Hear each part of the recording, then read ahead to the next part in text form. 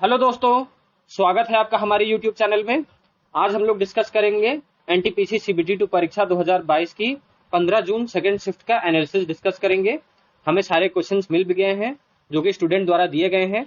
काफी important questions हैं जो आपके आगे आने वाले शिफ्ट में आप लोग को बहुत ही हेल्प करने वाले हैं।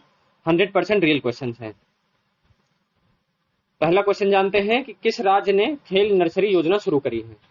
खेल nursery scheme was started by Haryana government. Haryana के सरकार ने खेल नर्सरी योजना शुरू करी है।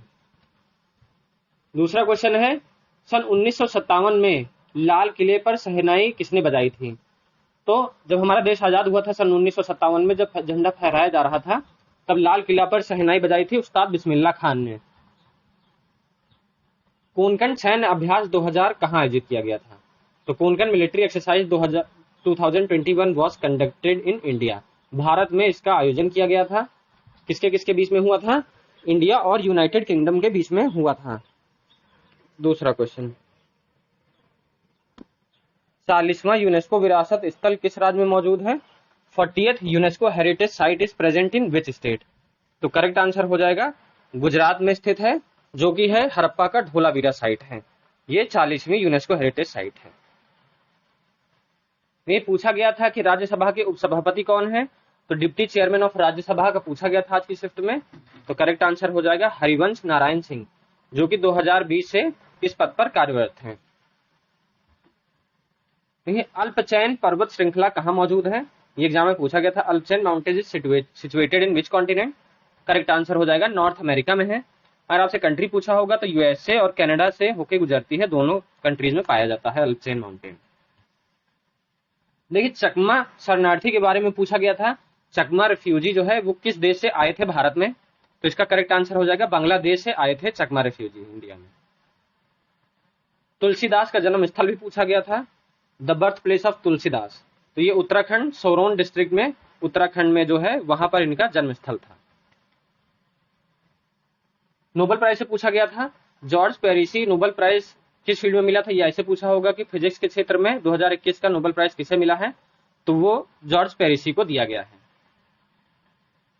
कर्नाटक का पारंपरिक वाद्य यंत्र पूछा था, तो वो कामसेल है। अगर आपसे ये क्वेश्चन पूछा गया था एग्जाम में तो इसका करेक्ट आंसर कर लीजिएगा। नहीं पूछा होगा तो आप लोग स्किप कर सकते हैं। आप लोग कमेंट में मोटिवेट नहीं करते हैं, पूरा डिमोरलाइज करते हैं। तो ऐसा नहीं है। मैं आप कोशिश करता हूं कि आप लोग के लिए पूरा एक्यूरेट एनालिसिस लेकर आऊं, बट अभी कोई क्वेश्चन छूट जाएगा डाउट में तो आपको प्रॉब्लम होगी इसमें, इसलिए मैं इंक्लूड कर देता हूं कि अगर नहीं आया होगा तो आप लोग उसको स्किप कर दीजिएगा। A burning book is written by. A burning पुस्तक किसके द्वारा लिखी गई है। तो मेघा मजुमदार द्वारा अ बर्निंग पुस्तक लिखी गई है। रॉबर्ट सत्याग्रह पूछा गया था कि रॉबर्ट सत्याग्रह कब शुरू किया गया था। तो रॉबर्ट सत्याग्रह आपका 6 अप्रैल 1919 में शुरू किया गया था। ब्लॉकचेन तकनीक किस आईआईटी द्वारा विकसित करी गई थी। तो blockchain technique was developed by which IIT. तो आईआईटी जोधपुर द्वारा ब्लॉकचेन टेक्निक का आविष्कार किया गया है। ये पूछा गया था कि पाटलिपुत्र से पहले मगध की कौन सी राजधानी थी। करेक्ट आंसर हो जाएगा मगध की राजधानी पाटलिपुत्र से पहले राजगृह थी, जो उदयदीन द्वारा इसकी स्थापना करी गई थी। पाटलिपुत्र राज की, पाटलिपुत्र कैपिटल की। सबसे कठोर कार्बन तत्व पूछा था। हार्डेस्ट कार्बन एलिमेंट डायमंड होता है। ये इजी क्वेश्चन था, उम्मीद करता हूं सबने इसका सही किया होगा। पूछा था उत्तरी पूर्व मानसून से सर्वाधिक वर्षा किस राज्य में होती है। Which state receives most rainfall by north east monsoon. तो उत्तरी पूर्व मानसून से सबसे ज्यादा तमिलनाडु राज्य में वर्षा होती है। सबसे कठोर कार्बन तत्व फिर अच्छा ये गलत हो गया है नीचे हिंदी का, इंग्लिश में देखिए।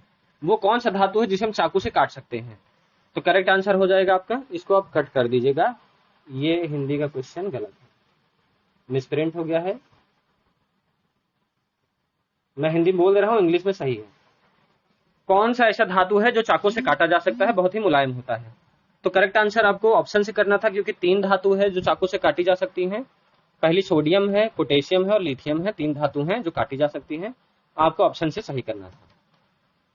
देखिए, जनजातीय पर्व 2021 में कहाँ मनाया गया था, किसकी जयंती पर मनाया गया था। तो बिरसा मुंडा है, इनकी बर्थ एनिवर्सरी पर ये जनजातीय पर्व मनाया गया था। ये स्ट्रगल फाइटर थे बहुत ही एसटी के लिए, जनजातियों के लिए। इनको गॉड ऑफ जनजाति का गॉड भी माना जाता है बिरसा मुंडा को। और ये नवंबर में आपका ये पर्व मनाया गया था, पूरे भारत में मनाया गया था, बिरसा मुंडा की एनिवर्सरी पर मनाया गया था। शायद यही क्वेश्चन पूछा गया था।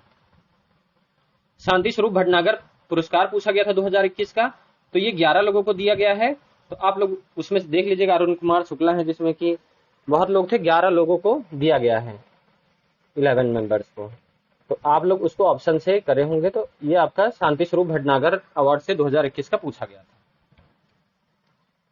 मैं जल्दी में हूं, मैं क्योंकि जल्दी में वीडियो बनाता हूं ताकि जो जिनका नेक्स्ट शिफ्ट में एग्जाम हो वो देख पाए, तो इसलिए मैं डिटेल में नहीं देता हूं। लेकिन मैं आगे वीडियो बनाऊंगा तो उसमें मैं डिटेल में दूंगा सारी चीजें, तो उससे आपको बहुत बेनिफिट होगा।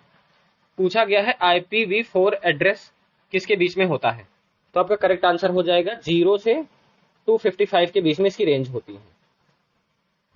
IPv4 एड्रेस से देखिए कंप्यूटर में यहां क्वेश्चन बन रहा है, तो IPv6 का करके जाइएगा इस बार आप लोग। पूछा गया था कि आधुनिक वर्गीकरण के जनक के रूप में किसे जाना जाता है, फादर ऑफ मॉडर्न टेक्सोनॉमी, तो कार्ल लिनियस को जाना जाता है। इससे क्वेश्चन आया था, शायद ये ना आया हो, लेकिन कार्ल लिनियस से बच्चे बता रहे थे क्वेश्चन आया था। अनुच्छेद 46 किससे संबंधित है, अनुच्छेद 46 संबंधित है कि जो राष्ट्रपति होता है दोनों हाउसेस को एड्रेस कर सकता है, संबोधित करेगा दोनों हाउसेस को।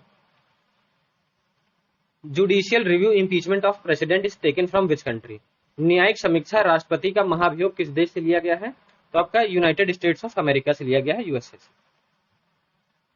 जीरा फूल राइस जीआई किस इस राज्य का जीआई टैग है, ये पूछा गया था।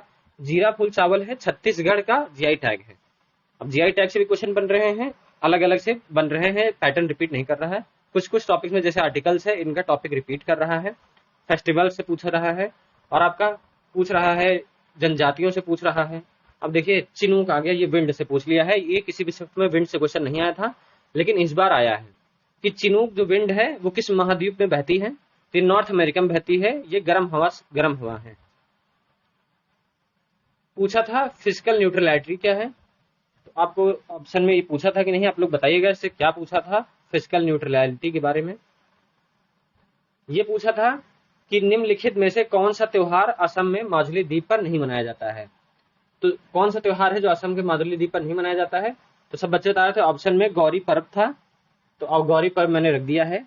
और जो फेस्टिवल है आप लोग देख लीजिएगा, फाल उत्सव मनाया जाता है, रास उत्सव, बीसू, नखोआ, माघ बिहू, पालनाम, ये कुछ फेस्टिवल्स हैं जो माजुली महाद्वीप पे मनाए जाते हैं।